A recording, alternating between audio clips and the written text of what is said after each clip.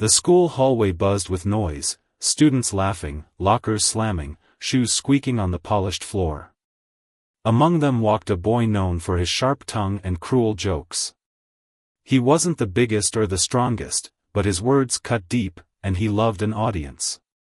That day, his eyes landed on an easy target, the school janitor. The old man was bent over, quietly mopping up a spilled drink near the lockers. His hands were rough from years of work, his uniform faded but clean. He never bothered anyone, just did his job with a tired smile. The bully smirked, elbowing his friends. "Watch this," he whispered. He swaggered up to the janitor, his voice loud enough for everyone to hear. "Hey, trash man. You missed a spot, just like your life, huh?" His friends snickered, egging him on. The janitor paused, gripping the mop a little tighter. But he didn't look up. He just kept cleaning, his shoulders stiff. The bully wasn't done. "What, you too dumb to talk? Or just used to being nobody?" He kicked the mop bucket lightly, splashing dirty water onto the floor. A hush fell over the hallway. Even his friends stopped laughing. Something about the way the janitor slowly straightened up made the air feel heavier. Then, without warning, the principal's voice boomed from behind. "Is there a problem here?" The bully froze. The principal wasn't alone. Standing beside him was a tall, broad-shouldered man in a police uniform. His sharp eyes locked onto the bully like he already knew everything. The janitor finally spoke, his voice calm but firm. "No problem, sir. Just a little spill." The principal didn't look convinced. He turned to the bully. "My office. Now." As the bully shuffled away, his face burning, he heard the policeman say quietly to the janitor, "You okay, Dad?" The word hit him like a punch. "Dad?" The janitor just sighed, wiping his hands on his apron. "Kids these days," he muttered, but there was no anger, just disappointment. The bully's stomach dropped. He had messed up. Badly. And he had no idea what was coming next. The walk to the principal's office felt like the longest of the bully's life. His heart pounded in his chest, and his palms were slick with sweat. The policeman, the janitor's son, hadn't said another word, but his presence alone was enough to make the bully's stomach twist. Inside the office, the principal sat behind his desk, fingers steepled. The policeman stood nearby, arms crossed. The bully slumped into a chair, unable to meet their eyes. "You think this is funny?" the principal asked, voice low. "Humiliating a man who works hard to keep this school clean?" The bully opened his mouth, but no words came out. His usual quick comebacks had abandoned him. The policeman stepped forward. "You know, my dad's been cleaning schools for 30 years, he said. "He's seen kids like you come and go. But he's never once complained, not even when people treat him like dirt." The bully swallowed hard. He had assumed the janitor was just some nobody, a man with no story, no family, no importance. But now, faced with the reality, shame crawled up his throat. The principal leaned in. "Here's what's going to happen. You're going to apologize, properly. Then, you're going to spend the next 2 weeks helping the janitorial staff after school. You'll clean floors, take out trash, and see what real work looks like." The bully's head snapped up. "But no excuses," the principal cut in. "And if I hear one complaint, you're suspended. Understood?" The bully nodded weakly. The next day, after the final bell, the bully found himself holding a mop outside the janitor's closet. The old man was already there, filling a bucket with soapy water. He didn't glare or smirk, just handed the bully a pair of gloves. "Start with the cafeteria," the janitor said. "Spills everywhere after lunch." The bully gritted his teeth but got to work. At first, he moved slowly, dragging the mop lazily. But the janitor didn't scold him. He just worked quietly beside him, scrubbing stains without a word. After an hour, the bully's arms ached. His back hurt. His shoes were soaked. He glanced at the janitor, who was wiping sweat from his forehead but still pushing forward. "Why do you even do this job?" the bully muttered before he could stop himself. The janitor paused, then shrugged. "Someone's gotta do it." That simple answer hit harder than any lecture. By the end of the week, something unexpected happened. The other janitorial staff, people the bully had never even noticed before, started nodding at him in the halls. A lunch lady gave him an extra scoop of mashed potatoes. A teacher smiled and said, "Keep it up." It was weird. For the first time, he wasn't just the class clown or the mean kid. He was someone who did something. And then, on Friday, the policeman returned. He stood in the hallway, watching as the bully hauled a heavy trash bag to the dumpster. When the bully turned around, the officer gave a small nod. "Not bad," he said. "But you've still got a week left." The bully exhaled. He expected to feel angry, but instead, there was just relief. Maybe, just maybe, he was starting to understand. The second week of his punishment began, and something strange happened. The bully didn't dread it as much. Sure, his muscles still ached from scrubbing floors and hauling trash, but the sharp edge of humiliation had faded. Instead, he found himself noticing things he never had before. Like how the janitor, Mr. Dawson, he'd learned his name was, always arrived an hour before school started to make sure the hallways were spotless. Or how he kept a few extra snacks in his closet for kids who couldn't afford lunch. One afternoon, as they cleaned the gym after a pep rally, the bully finally broke the silence. "You don't have to be nice to me," he muttered, sweeping up crumpled posters. "After what I said." Mr. Dawson wiped his brow and leaned on his mop. "Kid, if I held a grudge against every student who ever disrespected me, I'd have run out of energy years ago." The bully frowned. "But I was a jerk." "Yeah, you were," Mr. Dawson said simply. "But that don't mean you gotta stay one." The words stuck in the bully's head. The next day, something unexpected happened. A group of younger kids, 7th graders, were snickering near the lockers as Mr. Dawson passed by. One of them fake coughed the word "trash man" under his breath. The bully froze. A week ago, he would have laughed along. Now, his stomach twisted. Before he could think, he walked right up to them. "Knock it off." The kids blinked, startled. One of them sneered.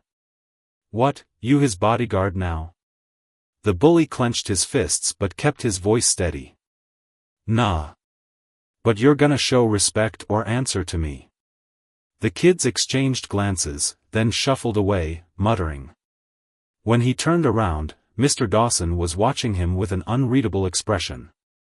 "Didn't ask you to do that," the janitor said. The bully shrugged. "Didn't do it for you." A flicker of something, maybe approval, passed over Mr. Dawson's face before he went back to work. That evening, as he was taking out the last of the trash, the bully spotted Mr. Dawson's son, the policeman, leaning against his patrol car in the parking lot. "You got a minute?" the officer asked. The bully hesitated, then nodded. The man didn't scold him. Instead, he said, "My dad told me what you did today." The bully braced himself for a lecture. But the officer just studied him. "You know why he keeps doing this job? Even after all the crap people give him?" The bully shook his head. "Because he believes in second chances," the officer said. "He grew up rough, got into fights, dropped out of school.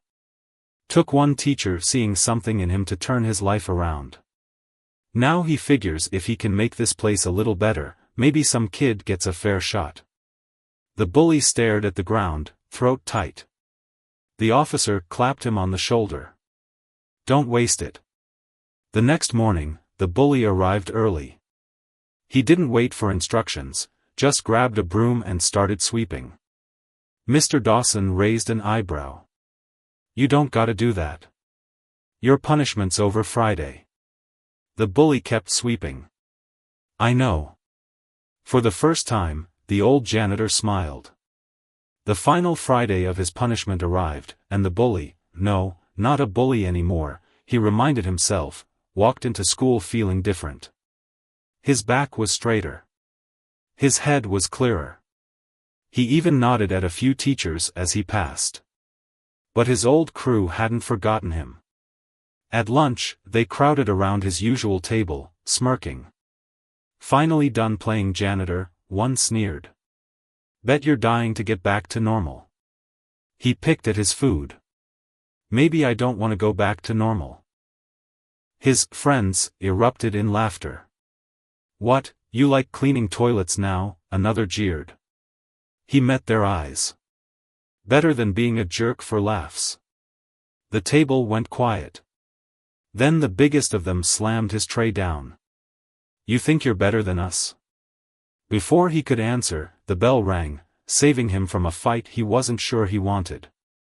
After school, as he was finishing his last shift, Mr. Dawson handed him an envelope. Principal asked me to give you this. Inside was a note, your suspension is lifted. Report to room 217 Monday for peer mentoring duty. The ex-bully blinked. What's this? Mr. Dawson wiped his hands on his apron. Principal's idea. You'll be helping freshmen adjust, kids who might have been like you. He stared at the paper. They trust me with that? A crash echoed from the science wing. Mr. Dawson sighed. Stay here. Probably just another knocked-over chair. But minutes passed, and the old janitor didn't return. Then came the smell, sharp and chemical. Smoke. He ran toward the science labs, where gray haze curled under the door. Inside, Mr. Dawson was crouched beside a panicked freshman, yanking at a jammed cabinet. Broken beakers littered the floor, their contents bubbling where they'd mixed. Get out, the janitor barked. Whole thing could. A popping sound cut him off. Flames licked up the side of a counter. The ex-bully didn't think. He grabbed the fire extinguisher from the hall, shoulder-checked the door open, and aimed at the base of the fire. White powder blasted out, coating everything, including the freshman, who was frozen in terror. Move, he shouted, dragging the kid toward the exit. Mr. Dawson followed, coughing. In the hallway, the freshman gasped, the lab reports. Our midterm grades are. Without a word, the ex-bully handed the extinguisher to Mr. Dawson and ran back in. Smoke stung his eyes as he grabbed the stack of folders from the teacher's desk. Embers crackled near the storage closet. He turned to leave. Crack. A ceiling tile gave way, blocking the door. Trapped. Through the haze, he saw Mr. Dawson's horrified face at the window. Then the old man did something unexpected. He smiled and pointed urgently up. The roof access hatch. Jumping onto a lab table, the ex-bully shoved the tile aside and hauled himself into the crawlspace just as fire alarms wailed through the building. Outside, coughing and soot-covered, he handed the soggy folders to the stunned freshman. Mr. Dawson gripped his shoulder. That was the dumbest, bravest thing I've ever seen. The principal arrived, face pale. The fire department's coming. Are you? He saved us, the freshman blurted, eyes shining. He went back twice. As the crowd of gathered students murmured, his old crew stared at him like he was a stranger. And maybe he was. The fire trucks arrived, sirens wailing, but the damage was already contained, thanks to quick thinking and a well-aimed fire extinguisher. As firefighters checked the science lab, the crowd of students buzzed with whispers. Did you see him run back in? That could have been bad. I heard he carried the freshman out like a sack of potatoes. The ex-bully sat on the curb, catching his breath. His hands shook slightly, not from fear, but from the leftover adrenaline. The freshman he'd saved kept shooting him nervous glances, like he wasn't sure whether to say thanks or bolt. Mr. Dawson handed him a water bottle. "Drink. Smoke inhalation's no joke." He took it, coughing once. Didn't think. Just acted. The old janitor studied him. "That's the difference between who you were and who you are now." Before he could respond, a shadow fell over them. His old crew stood there, arms crossed. The biggest one sneered. "Look at you, hero of the day. Bet you love the attention." The ex-bully stood slowly. "Not looking for a fight." "Too bad," the guy spat, shoving him backward. A hush fell over the students nearby. Even the firefighters turned to look. The ex-bully steadied himself but didn't raise his fists. "Walk away, man. This isn't worth it." His former friend laughed. "What, scared? Or just too good for us now?" Before things could escalate, a firm voice cut through. "Enough." The policeman, Mr. Dawson's son, stood there, arms crossed. He didn't need to say more. The group scattered like roaches under a light. The officer turned to the ex-bully. "You okay?" He nodded. "Yeah. Just tired of the drama." The cop gave him a long look. "Then let's make sure it ends today." Later, in the principal's office, things got real. The principal steepled his fingers. "After today, I think it's clear you've changed. But your old associates haven't." The ex-bully shifted in his seat. "I'm not like them anymore." "I know," the principal said. "Which is why I'm offering you a choice." He slid a paper across the desk. Peer Leadership Program was printed at the top. "You'd mentor at-risk freshmen," the principal explained. "Help them avoid the mistakes you made. But it means cutting ties with anyone who's still causing trouble." The ex-bully stared at the paper. It was a second chance, a real one. But it also meant leaving behind the only friends he'd ever had. Mr. Dawson, leaning against the wall, spoke quietly. "Sometimes growing up means outgrowing people." The ex-bully exhaled. Then he picked up the pen. The next morning, whispers followed him through the halls. Some kids gave him nods of respect. Others glared. His old crew outright ignored him, muttering as he passed. At lunch, he sat alone, until the freshman from the fire tentatively approached. Mind if I sit here?" He shrugged. "Knock yourself out." The kid grinned, sliding into the seat. "So, you're really not gonna, throw my tray or something?" The ex-bully snorted. "Nah.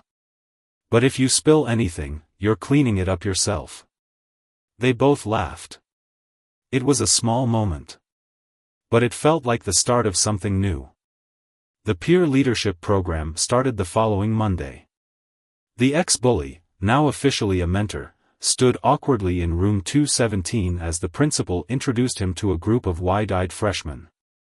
Some looked skeptical. One kid in the back, a scrawny boy with hunched shoulders, glared like he expected a trick. "That was me 6 months ago," the mentor realized with a jolt. The principal left, and silence filled the room. The freshman fidgeted. The mentor cleared his throat. "Look, I'm not here to lecture you," he said. "Just to tell you one thing, whatever crap you're dealing with, thinking you gotta act tough to be somebody, it's not worth it." The scrawny kid scoffed. "Easy for you to say. You're not the one getting shoved into lockers." The words hit too close to home. The mentor walked over and crouched beside the kid's desk, voice low. "You think I don't know how that feels? I started the locker shoving around here." The kid blinked. "Difference is," the mentor continued, "I regret it. And if I can stop even one of you from making the same mistakes, then maybe all my screw-ups were good for something." For the first time, the scrawny kid met his eyes, really met them. A silent understanding passed between them. After the session, as the mentor packed up his things, someone lingered by the door. The freshman from the fire. "Hey," the kid said, shifting his weight. "I, never thanked you for saving my dumb butt." The mentor shrugged. "Forget it."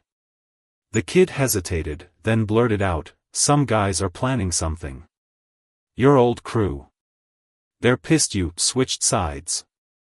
A cold knot formed in the mentor's stomach. "Like what?" "Don't know exactly. But they were talking about the janitor's closet and spray paint." Mr. Dawson's closet. The place where the old man kept his few personal treasures, photos of his son in uniform, his late wife's favorite coffee mug. The mentor grabbed his bag. "Where are they now?" He found them lurking near the custodial office after school, 3 of his former friends, snickering over a backpack bulging with aerosol cans. The mentor stepped into their path. "Don't." The leader grinned. "Or what? You'll tell on us?" "Yeah," the mentor said simply. "Or you could walk away right now and pretend this never happened." For a second, he thought it might work. Then the leader's face twisted. "You're pathetic." He raised a spray can.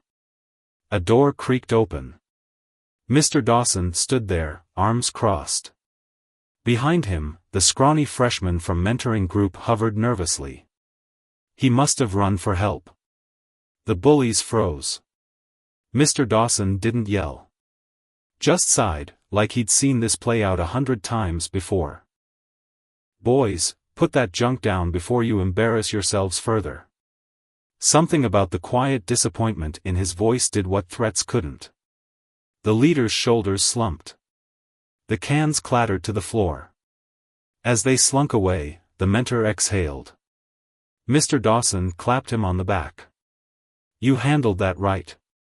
The scrawny freshman piped up, he totally had them shaking. For the first time in months, the mentor laughed, really laughed. That evening, as he left school, someone called his name. The policeman, Mr. Dawson's son, leaned against his patrol car. "Dad told me what happened," he said. "You could have taken the easy way out." "Didn't." The mentor scuffed his shoe on the pavement.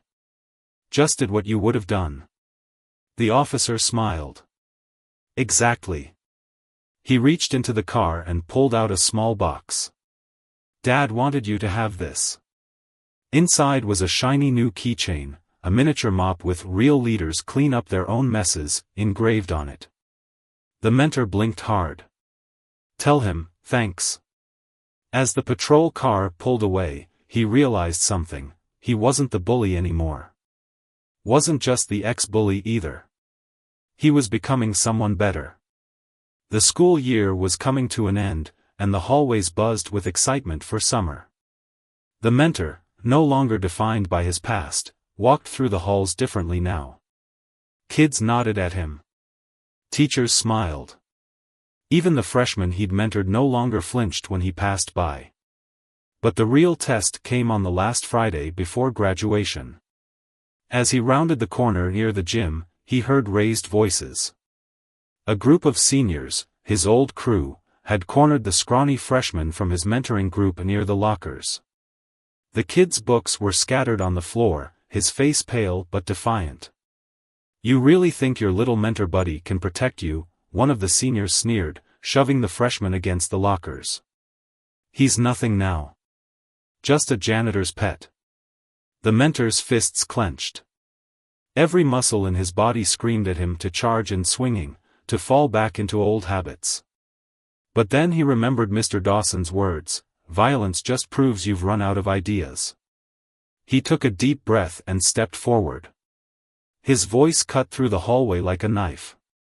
The seniors turned, surprised. The freshman's eyes widened with relief. The ringleader, his former best friend, smirked. "Oh look, the traitor's here to save the day. What are you gonna do, lecture us?" The mentor didn't rise to the bait. Instead, he bent down and started picking up the freshman's books. "You okay?" he asked the kid quietly. The freshman nodded shakily. One of the seniors laughed. "Wow. You really have gone soft." The mentor stood, handing the books back to the freshman. "Nah. I've just figured out that being tough doesn't mean making others feel weak." A hush fell over the hallway. Even the seniors seemed thrown off balance. Then, from behind them, a new voice spoke. "That's the difference between boys and men." Mr. Dawson stood there, arms crossed, his usual calm expression firmly in place. Beside him, the principal and, to everyone's shock, the superintendent watched the scene unfold. The seniors paled. The principal stepped forward. "My office. Now." As the seniors shuffled away, shoulders slumped, the superintendent stayed behind. He studied the mentor for a long moment before speaking. "I've heard a lot about you. The fire. The mentoring program. And now this." He extended his hand. "Leadership isn't about titles. It's about actions. And you've proven yourself a leader." The mentor shook his hand, stunned. Mr. Dawson gave a small, proud smile. Under the summer sun, the mentor stood on stage as the principal announced a surprise award, the Dawson Scholarship for Integrity, named after the janitor who'd quietly shaped so many lives. As he accepted it, the mentor looked out at the crowd. The freshman he'd protected sat grinning in the front row. Mr. Dawson, dressed in a crisp button-down instead of his work uniform, nodded from the faculty section. Even his old crew, now humbled by suspensions and community service, clapped reluctantly. But the biggest surprise came after the ceremony. The policeman, Mr. Dawson's son, approached with an envelope. "Dad's not big on speeches, so I'll say it for him. He's proud of you. We both are." Inside was a job offer, summer custodial crew supervisor. The mentor laughed. "Seriously? After all this, I'm gonna be a janitor?" The officer grinned. "Nah. You're gonna be training janitors. Showing them, and the students, what respect really looks like." The mentor, now a college freshman home for summer break, walked through the high school doors again. Same floors. Same smell of bleach and pencil shavings. But everything else had changed. The scrawny freshman, now a confident sophomore, waved from where he was painting a mural with the art club. The former bullies, having served their detentions, nodded at him with grudging respect. And in the janitor's closet, Mr. Dawson sipped his coffee, the world's best grandpa mug, a gift from his son's firstborn, gleaming in the morning light. "Back for more?" the old man asked, eyes twinkling.